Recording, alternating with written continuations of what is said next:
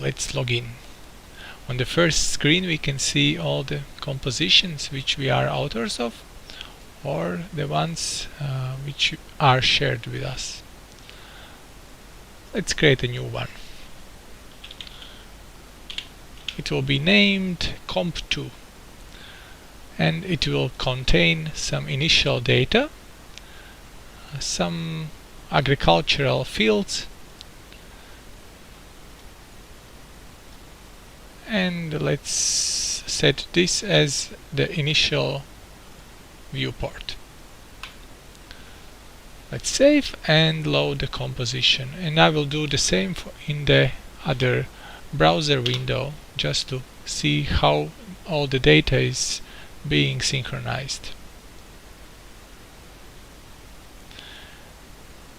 When one user moves the mouse, the cursor location is automatically synchronized between the windows or the users. And there is also a little small name of the current user which the cursor belongs to.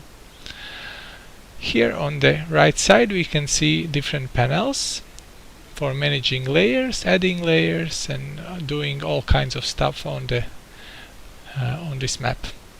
Let's add a new WMS layer from Latvian State Forestry. Add to map, and the layer automatically also is shown in the other window. We can reorder the layers.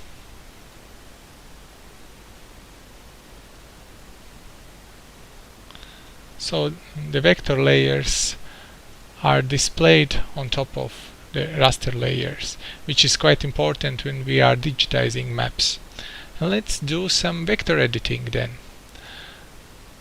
I can click on some vector feature and draw its vertices around, and the change is automatically reflected in the other browser window. I can also set the attributes of these features, and they are also synchronized. I can change the style of this layer. Let's go to the fields layer, click on this paintbrush here, and then let's add a new rule. Rules are used to set different styles based on filters by attribute values or current scale of the map. Let's set a fill symbolizer, which is used to symbolize polygons.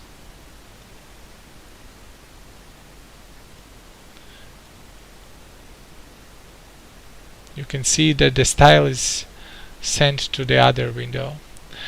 And when the current editing is done, we can go to this menu on the top right side, go to Layer Manager, and then download the data as GeoJSON file, which can then be imported into other GIS systems. And it's also possible to download the metadata of this whole map, list of layers, name of the composition, like the initial viewport, and other properties, by clicking this download button, which will download the metadata in our custom map composition format.